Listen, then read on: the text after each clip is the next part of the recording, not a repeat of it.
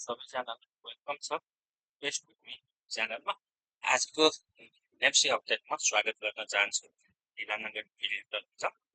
आज नेप्से 8.81 अङ्कले बढ्यो, 0.33% बढेको 2651.21मा क्लोज भएको छ।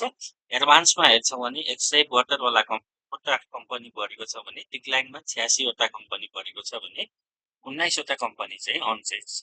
अनचेन्जको कम्पनी हेर्छौँ भने एसिएल, बिएसएच, बिबिसी, सिएलआई, एसबिएल लगायतका स्टकहरू छन् है। आजको नेप्सेमा हामीले हेर्छौँ भने टप गेनरमा चाहिँ एसबिआइएल है, सर्वोत्तम पेन्ट्स है, त्यसपछि तपाईँको Mount Everest power development limited, दुईटा आइपिओबाट आएको स्टकहरूले क्लिन 15% सर्किट हानेछ भने आज अर्को 13%ले एसकेएचएल, जिएचएल, सिवाइसिएल, पिसिआइएल, युहेवा, अप्पर हेवा, ऊर्जा, एसएचएचएल, एचडिएसपिसीहरू चाहिँ आज बढ्ने स्टकमा बढेका छन्। टप लुजर्सको स्टकहरू हेर्छौँ भने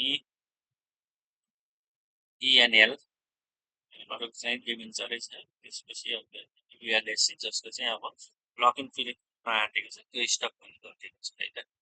अब हामी टर्नओभरमा हेर्छौँ भने टप टर्नओभरमा आज जिएचएल नयाँ कम्पनी देखिएको छ है। एनआरएन, एसएचएल, सिएफसिएल, युएमएचएल पनि आज नयाँ आएको छ। एकेएससी, रिभी, एकेजेसिएल र पिसिआइएल नयाँ आज 3टा कम्पनी हामीले टप टर्नओभरबाट नयाँ देखिएको छ भने टप भलुममा पनि जिएचएल अगाडि देखिन्छ है। अब केकेएससी, एलइसीमा पनि राम्रो कारोबार भएको देखिन्छ। एनएचपिसी, एकेजेसिएल, एसयुएचएल, एचडिएचपिसीहरू चाहिँ टप भलुम आउने कम्पनीमा परेका छन् है त। अब आज टोटल टर्नओभर चाहिँ 3 अरब 72 करोडको चाहिँ हामीले टर्नओभर भएको देख्छौँ है त। आज टोटल ट्रान्जेक्सन 45,822 ट्रान्जेक्सन भएको छ है त। अब आजको हामी पहिला ब्रोकर ब्रेकडाउनमा जाउँ अब है। आज ब्रोकर ब्रेकडाउन हेर्छौँ भने खास त्यस्तो चेन्ज देखिँदैन। 52ले हल्का सेल बढी गरेको छ 2 करोडको है, 42को नर्मलै छ। क्यापिटल म्याक्सले पनि अलिकति 2 करोड जतिको सेल गरेको छ भने 32 नम्बरकोले अलिकति 10 करोड जतिको बढी सेल गरेको छ। अरू चाहिँ लगभग हामीले नर्मलै देखिन्छ। अब हेरौँ यो स्टकहरू यो ब्रोकरहरूले कुन चाहिँ सेल गरेको रहेछ भनेर हेर्छौँ भने पहिला 58बाटै सुरु गरौँ है। 58 नम्बरको हेर्छौँ भने 58ले आज एनआरएनमा म्याचिङ नै देखिन्छ है। युएमएचएल अलिकति बाई गरेको देखिन्छ है, 52,000 किता। जिएचएल 55,000 किता बाई गरेको छ, तर त्योभन्दा धेरै 77,000 किता बेचेको छ। सोलो हाइड्रो तपाईँको 19,000को किनेको छ, 19,000 किता किनेको छ भने 64,000 किता सेल गरेको छ। निफ्टका 50,000 किता एड गरेको देखिन्छ है त। यसपछि अर्को हामीले 62 नम्बर क्यापिटल म्याक्सलाई हेर्छौँ भने 62 नम्बरलाई हेर्छौँ भने युएमएचएल है 78,000को बाई गरेको छ भने 1,23,000 किता चाहिँ सेल गरेको छ है। 4 करोडको 4.48 करोडको बाई गरेको र सेल चाहिँ लगभग 7 करोडको सेल गरेको छ। युएमएचएलले केही सेल गरेको देखिन्छ। जिएचएल 68,000 किता बाई गरेको छ भने 24,000 किता सेल गरेको छ। एसकेएचएल 12,000 किता बाई गर्दा 21,000 किता चाहिँ सेल गरेको छ है त। अरू तपाईँहरूले आफै पनि हेर्न सक्नुहुन्छ है त यो। अब हाम्रो 32 नम्बर के रहेछ 32 नम्बरकोले चाहिँ अलिकति जिएचएल बाई गरेको देखिन्छ है। 67,000 किता बाई गरेको छ भने 51,000 सेल गरेको छ। सिएफसिएलमा अलिकति सेलिङ दिएको देखिन्छ है। 32 नम्बर एकेजेसिएल पनि सेल गरेको छ, 16 सेल गरेको छ। आरएसएमएल, एमपिएफएलहरू केही किताहरू चाहिँ बाई गरेको देखिन्छ है त। अब हामी जाउँ नेप्सेको टेक्निकल एनालाइसिसतिर है। नेप्से अब धेरै दिनदेखि यो रिजनमा अलिकति साइडवेज बस्नु खोजिरहेको छ। लास्ट 3टा डेमा चाहिँ केही रिभर्सलको सब्जेक्ट दिइरहेको थियो है, सपोर्टको नजिक पनि आइरहेको छ है, अलिकति बााउन्स भइरहेछ। अबको बााउन्समा पहिलो भनेको हामीले यो बोलिङ मिडल ब्यान्डलाई क्रस गर्नुपर्ने हुन्छ 2600 यो है 85 माथि कोही भलौँ नबस्दासम्म त्यस्तो सट्टममा पनि मोमेन्टम आइसकेन होइन। यो 2685 माथि ब्रेक गर्छ विथ भलौँ भने त्यति बेला चाहिँ हामीले सट्टम ट्रेडको लागि पनि कन्फर्मेसन पाउँछौँ है। यो रिजनलाई चाहिँ यसले ब्रेक गरिसकेपछि अर्को टार्गेट चाहिँ हामीले 2750 हुँदै 2800सम्मको चाहिँ राख्न सक्छौँ है। आरएसआई पनि केही रिभर्स हुने तर्फरमा देखिन्छ है। एमएससिडीले सेल दिएको थियो, अब अलिकति हिस्टोग्रामहरू केही फेज आउट भएको हो कि जस्तो पनि देखिन्छ। यदि मार्केटले चाहिँ 2686लाई विथ भोल्युम ब्रेक गर्छ भने त्यति बेला चाहिँ तपाईँको सबै इन्डिकेटरहरूले बाई दिन सक्छन् है त। अब जाउँ हामीले अलिकति हाम्रा वाचलिस्टका स्टकहरूले कस्तो पर्फर्म गरे हेरौँ है त। पहिलो छ माउन्टेन इनर्जी है, धेरै समयदेखि हामीसित यो अलिकति भोलमै थियो है, 560तिर है 70तिर बाई गरेको हो है। यसमा चाहिँ अलिकति हामीलाई राम्रै प्रफिट छ, जसले वाचलिस्ट हेरेर बाई गर्नुभयो। यसको पहिलो टार्गेट भनेको यही है 640 हो है। पहिलो टार्गेट हाम्रो 600 थियो सुरुको है, त्यसपछि हामीले 640को टार्गेट राख्यौँ। यो 640लाई विथ भोल्युम ब्रेक गर्छ भने हामीले 670 60सम्मको टार्गेट राख्न सकिन्छ है। बोलिन्जरको मिडल ब्यान्ड है, अब यो 600 बिलो विथ भोल्युम गर्छ भने त्यति बेला चाहिँ प्रफिट बुक गर्न पनि सकिन्छ है। आरएसआई राम्रो देखिन्छ है, ओभरबोट जोनमा जान खोजिरहेको 70 माथि जान खोज्न थालेको छ है।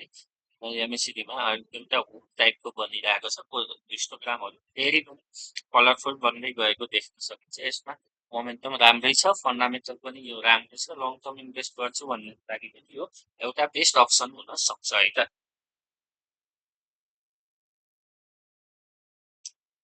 अर्को स्टकमा जाउँ, फाइनेन्सतिरबाट एमपिएफएल है। एमपिएफएल हेर्छौँ भने यो पनि राम्रै देखिरहेछ। हामीले यो 520तिर हो है, 10 रुपियाँ मात्र बढाएको छ, धेरै बढाएको छैन। अब यसको पहिलो टार्गेट यही 650, त्यसपछि 680को राख्न सकिन्छ।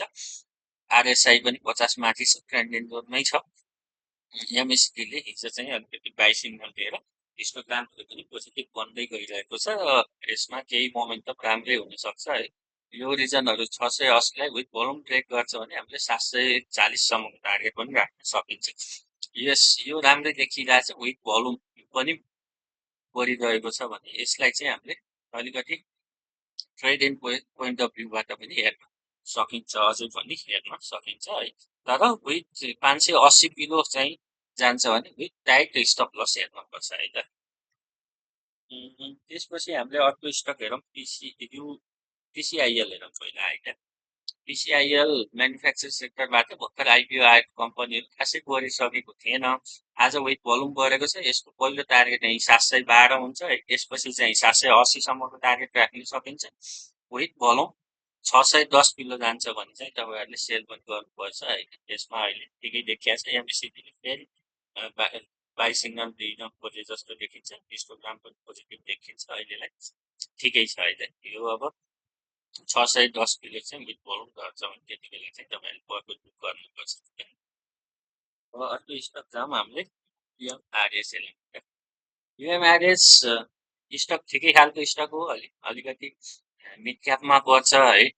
यसको राम्रो बाइजन भनेको 515देखि 20को रिजन हो। यतातिर आउँदाखेरि केही किताहरू चाहिँ हामीले थप्न सकिन्छ, अलिकति यसलाई चाहिँ पोजिसन ट्रेडको लागि हेर्न सकिन्छ है। 1-2 महिना होल्ड गर्ने तरिकाले 500 बिलो जान्छ भने स्टप लस गर्ने तरिकाले तपाईँहरूले त्यसलाई हेर्न सक्नुहुन्छ। जब 515तिर आउँछ एउटा मुभ चाहिँ दिइरहेको है, फेरि पनि त्यो रिजनमा आयो भने केही किताहरू चाहिँ थप्न सकिन्छ। मिड क्याप अन्तर्गत पर्छ, हाइड्रो राम्रो पनि छ, 10% जति डिभिडेन्ड क्यापेसिटी पनि छ, यसको राइटको प्रस्ताव पनि छ है। यो ढिलो चाहेर राम्रै बन्न सक्छ। पहिलो टार्गेट 560, त्यसपछि चाहिँ हामीले 600सम्मको टार्गेट राख्न सकिन्छ है त। त्यसपछि अर्को ब्याङ्किङतिरबाट सानिमा ब्याङ्कलाई हेरौँ।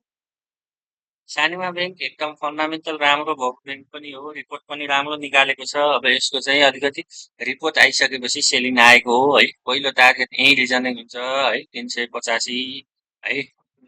तपाईँले अब 360 किलो 50तिर आउँछ भने त्यो रिजनमा चाहिँ लङ टर्म मिड टर्मलाई पनि लिन चाहिँ सक्नुहुन्छ है। राम्रो छ यसमा ब्याङ्कबाट अब यो राम्रै ब्याङ्कको रूपमा छ। अब ट्रेन्ड इन जोनमा भए पनि आरएसआई रिभर्स हुन मात्रै खोजिरहेको छ। एमएससिडीले चाहिँ अस्ति सेल्स सिग्नल दिएको थियो, फेरि अलिकति हिस्टोग्राम आज फेरि अलिकति कलर चेन्ज भएको जस्तो देखिरहेछ है। अब यसले फेरि पनि बाई सिग्नल चाहिँ दिन सक्छ है। अब पहिला टार्गेट भनेको हाम्रो यही नै हुन्छ है त, 390 है। अब बढ्दै जाँदा विथ भोल्युम 390लाई ब्रेक गर्दैनौँ भने तपाईँले लङ टर्म राख्नुहुन्न भने पनि त्यो रिजनमा चाहिँ सेल गरेर फेरि तल 350तिर आउँछ भने त्यतातिर लिन पनि सक्नुहुन्छ है त। अर्को छ तपाईँको डेभलपमेन्ट ब्याङ्कबाट लुम्बिनी विकास ब्याङ्क है। लुम्बिनी विकास ब्याङ्क हेर्छौँ भने रिपोर्ट यसको ठिकै आएको हो, अलिकति एमपिएल छ जति छ, त्यही भएर है अलिकति यसमा सेलिङ आएको छ। रिपोर्ट आइसकेपछि यो यसको राम्रो सपोर्ट भनेको 475देखि 460को रिजनमा यसको सपोर्ट छ है। अब यो रिजनमा आइरहँदा चाहिँ माथि परेकोले अलिकति एभरेज गर्न सक्नुहुन्छ है। यो रिजनमा आएर सस्टेन गर्यो भने हामीले यसमा अलिकति पोजिसन बाई गर्न सक्छौँ लङ टर्म मिड टर्मको लागि। पहिलो टार्गेट 510सम्मको राख्न सकिन्छ, त्यसपछि 540को राख्न सकिन्छ है त। अहिले चाहिँ त्यस्तो राम्रो मोमेन्टम यसले देखाइहालेको छैन है। आरएसआई पनि नन ट्रेन्डेड जोनमा छ। अब एमएससिडीले पनि सेल दिएको छ है।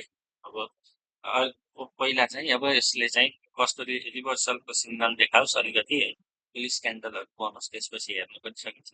यदि तपाईँ चाहिँ लङ टर्म मिड टर्मको लागि हेर्नुहुन्छ भने चाहिँ सपोर्टतिर आइरहँदा, पहिलो सपोर्ट भनेको 475तिर आउँदा एक लेभलको बाई गर्ने, त्यसपछि फेरि तल 460तिर आयो भने फेरि थप्ने गर्न पनि सकिन्छ है त।